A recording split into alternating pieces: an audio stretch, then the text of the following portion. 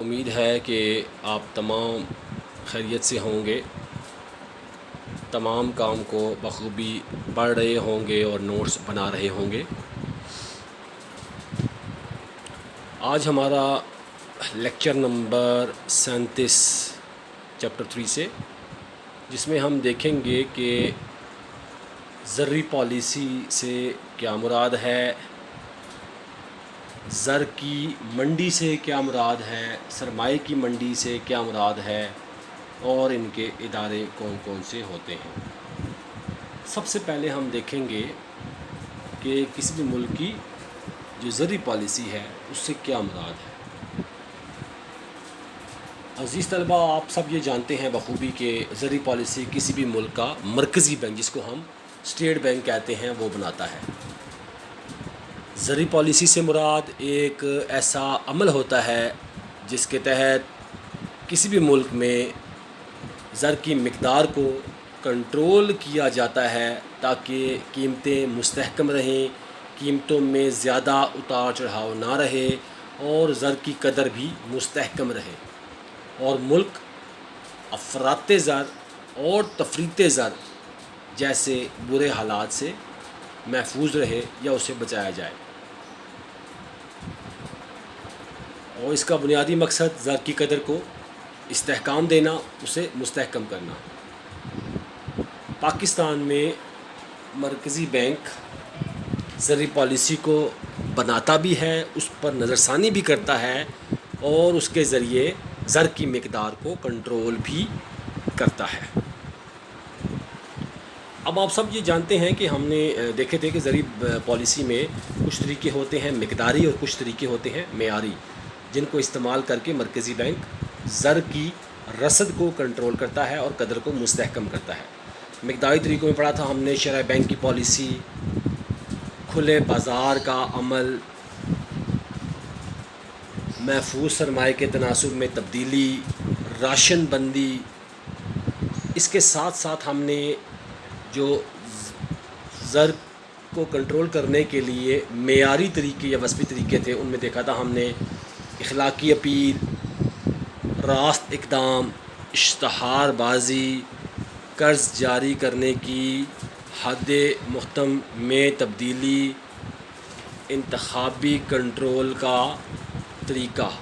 یہ تمام کے تمام امور ہم نے دیکھے تھے جب مرکزی بینک زر کی قدر کو کنٹرول کرتا ہے۔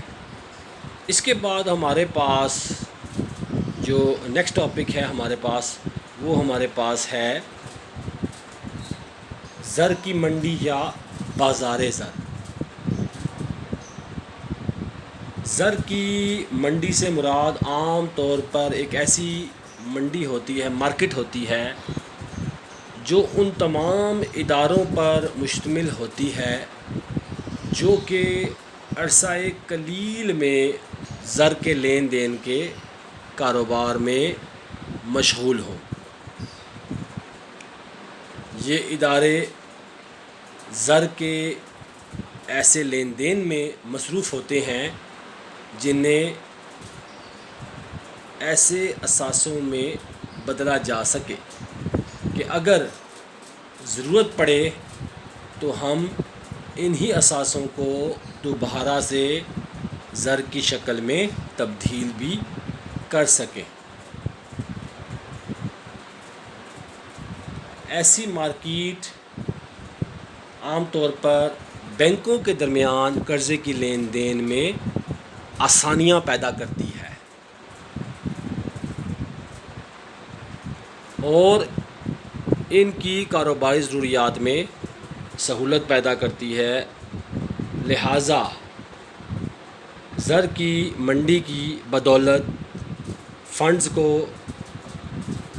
بینکوں کے درمیان بآسانی حرکت پذیر، یعنی کہ اس کو ہم ایک بینک سے دوسرے بینک بآسانی منتقل کر سکتے ہیں، حرکت پذیر بنایا جاتا ہے۔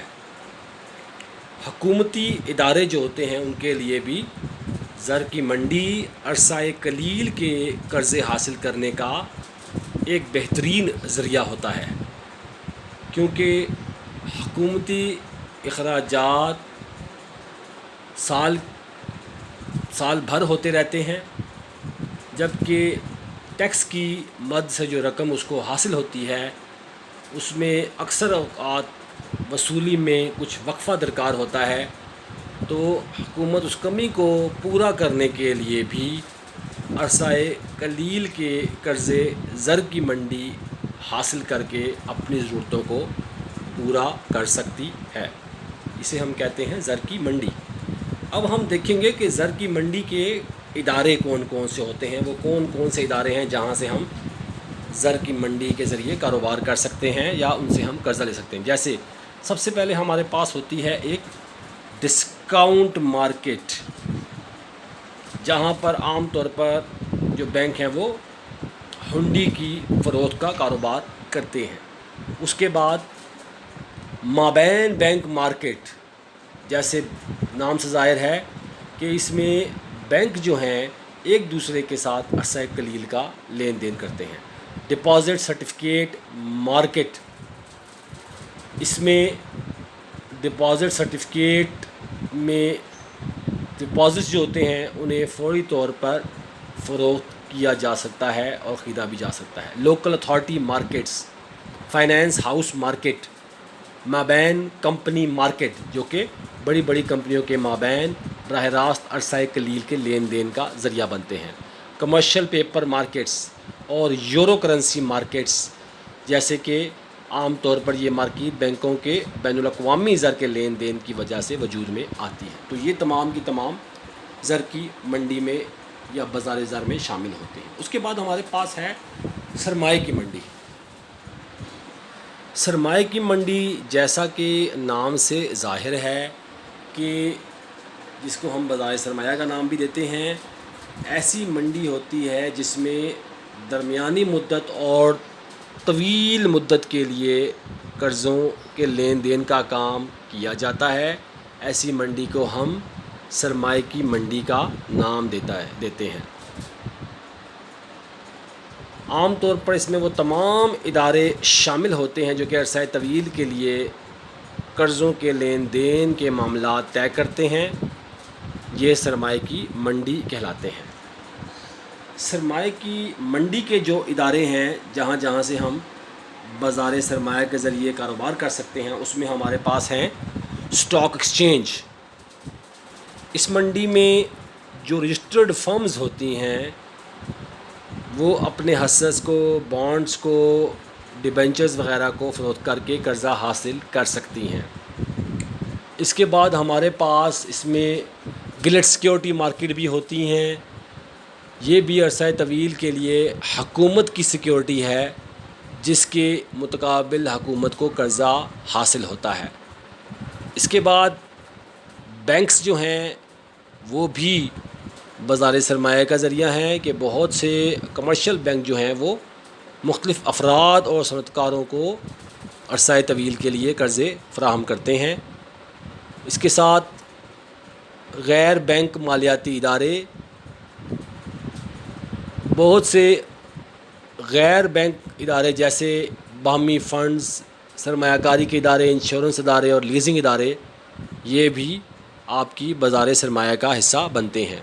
اور آخر میں قومی بچت کے ادارے، ان اداروں میں ذریعے بھی حکومت عوام الناس سے عرصہ طویل کے لیے قرضے حاصل کر سکتی ہے۔ تو یہ عزیز طلبہ، آپ نے دیکھا کہ زرعی پالیسی کیا چیز ہوتی ہے، اس کے بعد بازار زر کیا ہوتا ہے، اس کے ادارے کون سے ہوتے ہیں، اور بازار سرمایہ کیا ہے اور اس کے ادارے کون سے ہیں۔